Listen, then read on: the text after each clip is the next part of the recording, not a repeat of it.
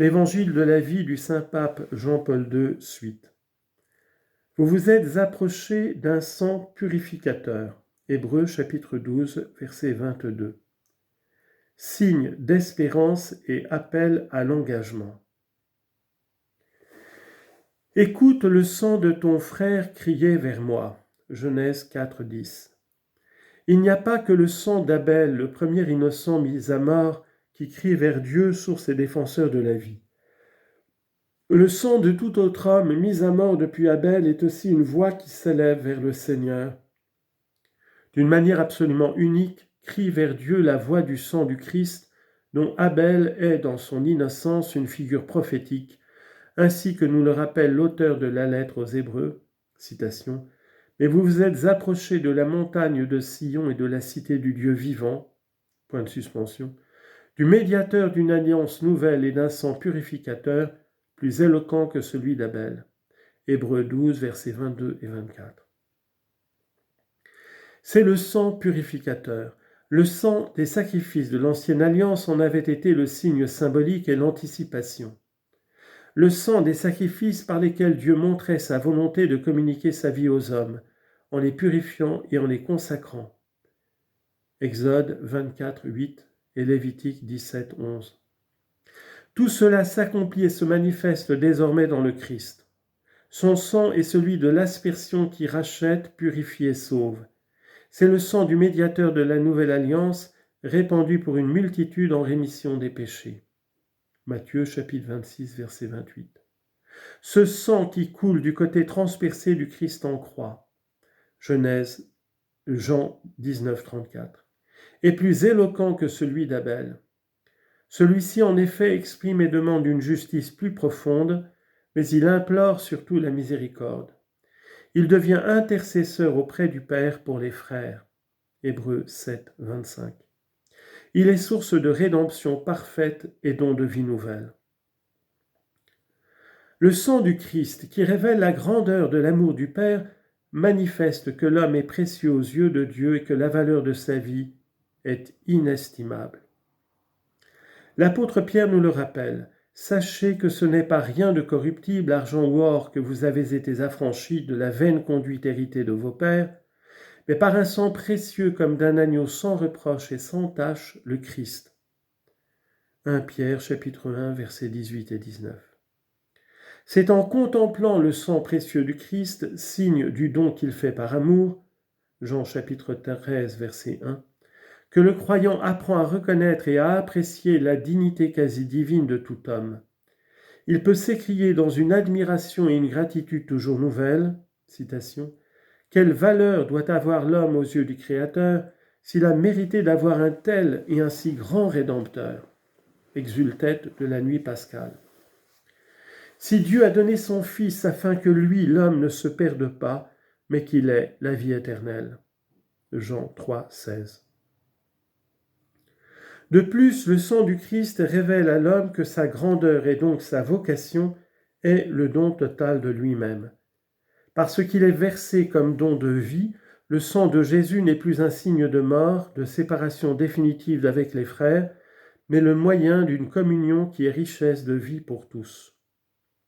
Dans le sacrement de l'Eucharistie, celui qui boit ce sang et demeure en Jésus, Jean 6, 56, est entraîné dans le dynamisme de son amour et du don de sa vie, afin de porter à sa plénitude la vocation première à l'amour, qui est celle de tout homme.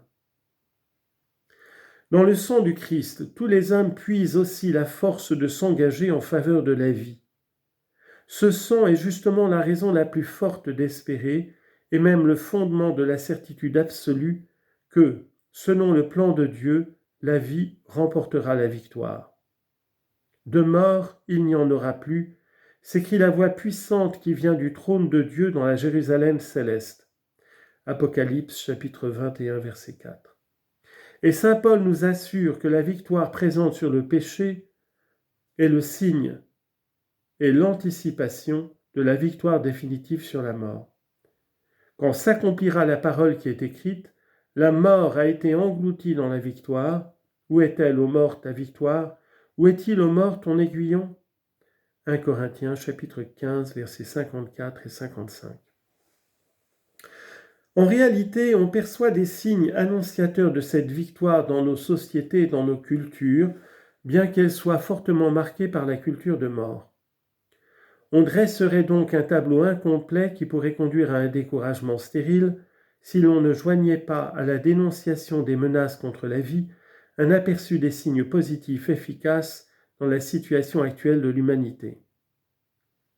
Malheureusement, ces signes positifs apparaissent difficilement et ils sont mal reconnus, sans doute parce qu'ils ne sont pas l'objet d'une attention suffisante de la part des moyens de communication sociale. Mais beaucoup d'initiatives pour aider et soutenir les personnes les plus faibles et sans défense ont été prises et continuent à l'être dans la communauté chrétienne et dans la société civile, au niveau local, national et international, par des personnes, des groupes, des mouvements et diverses organisations. Il y a de nombreux époux qui savent prendre généreusement la responsabilité d'accueillir des enfants comme le don le plus excellent du mariage. Et il ne manque pas de familles qui, au-delà de leur service quotidien de la vie, savent s'ouvrir à l'accueil d'enfants abandonnés, de jeunes en difficulté, de personnes handicapées, de personnes âgées restées seules.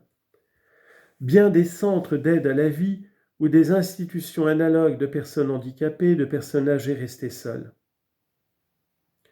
Bien des centres d'aide à la vie ou des institutions analogues sont animés par des personnes et des groupes qui, au prix d'un dévouement et de sacrifices admirables,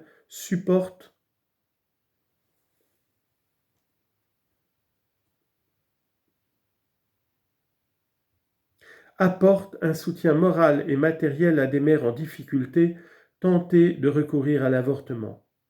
On crée et on développe aussi des groupes de bénévoles qui s'engagent à donner l'hospitalité à ceux qui n'ont pas de famille, qui sont dans des conditions particulièrement pénibles ou qui ont besoin de retrouver un milieu éducatif, les aidant à surmonter des habitudes nuisibles et à revenir à un vrai sens de la vie. La médecine, servie avec beaucoup d'ardeur par les chercheurs et les membres des professions médicales, poursuit ses efforts pour trouver des moyens toujours plus efficaces. On obtient aujourd'hui des résultats autrefois impensables et qui ouvrent des perspectives prometteuses en faveur de la vie naissante. Des personnes qui souffrent et des malades en phase aiguë ou terminale. Des institutions et des organisations variées se mobilisent pour faire aussi bénéficier de la médecine de pointe les pays les plus touchés par la misère et les maladies endémiques. Des associations nationales et internationales de médecins travaillent de même pour porter rapidement secours aux populations éprouvées par des calamités naturelles, épidémies ou guerres. Même si on est encore loin de la mise en œuvre complète d'une vraie justice internationale dans la répartition des sources médicales, comment ne pas reconnaître dans les progrès déjà accomplis les signes d'une solidarité croissante entre les peuples, d'un sens humain et moral digne d'éloge et d'un plus grand respect de la vie? Devant les législations qui ont autorisé l'avortement et devant les tentatives qui ont abouti ici ou là de légaliser l'euthanasie, des mouvements ont été créés et des initiatives prises dans le monde entier pour sensibiliser la société en faveur de la vie. Lorsque, conformément à leur inspiration authentique, ces mouvements agissent avec une ferme détermination, mais sans recourir à la violence, ils favorisent une prise de conscience plus répandue de la valeur de la vie et ils provoquent et obtiennent des engagements plus résolus pour la défendre. Comment ne pas rappeler en outre tous les gestes quotidiens d'accueil, de sacrifice et de soins désintéressés, qu'un nombre incalculable de personnes accomplissent avec amour dans les familles, dans les hôpitaux, les orphelinats, les maisons de retraite, pour personnes âgées et autres centres ou communautés qui défendent la vie. En se laissant inspirer par l'exemple de Jésus, le bon Samaritain, et soutenu par sa force, l'Église a toujours été en première ligne sur ces fronts de la charité. Nombreux sont ses fils et filles, spécialement les religieuses et religieux qui, sous des formes traditionnelles ou renouvelées, ont consacré et continuent à consacrer leur vie à Dieu en l'offrant par amour du prochain, le plus faible et le plus démuni. Ils construisent en profondeur la civilisation de l'amour et de la vie, sans laquelle l'existence des personnes et de la société perd son sens le plus authentiquement humain. Mais si personne ne les remarquait, et s'ils restaient cachés aux yeux du plus grand nombre, la foi nous assure que le Père qui voit dans le secret non seulement saura les récompenser, mais les rend féconds dès maintenant en leur faisant porter des fruits durables pour le bien de tous. Parmi les signes d'espérance, il faut aussi inscrire dans de nombreuses couches de l'opinion publique le développement d'une sensibilité nouvelle toujours plus opposée au recours à la guerre pour résoudre les conflits entre les peuples et toujours plus orientée vers la recherche de moyens efficaces mais non violents pour arrêter l'agresseur armé. Dans le même ordre d'idées se range aussi l'aversion toujours plus répandue de l'opinion publique envers la peine de mort, même si on la considère seulement comme un moyen de légitime défense de la société en raison des possibilités dont dispose une société moderne de réprimer efficacement le crime, de sorte que, tout en rendant inoffensif celui qui l'a commis, on ne lui ôte pas définitivement la possibilité de se racheter. Il faut saluer aussi positivement l'attention grandissante à la qualité de la vie, à l'écologie, que l'on rencontre surtout dans les sociétés au développement avancé, où les attentes des personnes sont à présent moins centrées sur les problèmes de la survie que sur la recherche d'une amélioration d'ensemble des conditions de vie. La reprise de la réflexion éthique au sujet de la vie est particulièrement significative. La création et le développement constant de la bioéthique favorisent la réflexion et le dialogue entre croyants et non-croyants, de même qu'entre croyants de religions différentes sur les problèmes éthiques fondamentaux qui concernent la vie de l'homme. Ce panorama fait d'ombre et de lumière doit nous rendre tous pleinement conscients que nous nous trouvons en face d'un affrontement rude et dramatique entre le mal et le bien, entre la mort et la vie, entre la culture de mort et la culture de vie. Nous nous trouvons non seulement en face, mais inévitablement au milieu de ce conflit. Nous sommes tous activement impliqués et nous ne pouvons éluder notre responsabilité de faire un choix inconditionnel en faveur de la vie. L'injonction claire et forte de Moïse s'adresse à nous aussi. Vois, je te propose aujourd'hui vie et bonheur, mort et malheur. Je te propose la vie ou la mort, la bénédiction ou la malédiction. Choisis donc la vie pour que toi et ta postérité vous viviez. Deutéronome chapitre 30, verset 15. Cette injonction convient tout autant à nous qui devons choisir tous les jours entre la culture de vie et la culture de mort. Mais l'appel du Deutéronome est encore plus profond, parce qu'il nous demande un choix à proprement parler religieux et moral. Il s'agit de donner à son existence une orientation fondamentale et de vivre fidèlement en accord avec la loi du Seigneur. Citation. « Écoute les commandements que je te donne aujourd'hui, aimer le Seigneur ton Dieu, marcher dans ses chemins, garder ses ordres, ses commandements et ses décrets. Choisis donc la vie pour que toi et ta postérité vous viviez, aimant le Seigneur ton Dieu, écoutant sa voix, t'attachant à lui, car là est ta vie, ainsi que la longue durée de ton séjour sur la terre. » Deutéronome chapitre 30, versets 16 et 19 à 20. Le choix inconditionnel pour la vie arrive à la plénitude de son sens religieux et moral lorsqu'il vient de la foi au Christ qu'il est formé et nourri par elle. Rien n'aide autant à aborder positivement le conflit entre la mort et la vie dans lequel nous sommes plongés que la foi au Fils de Dieu qui s'est fait homme et qui est venu parmi les hommes, pour qu'ils aient la vie et qu'ils l'aient en abondance. Jean 10, 10.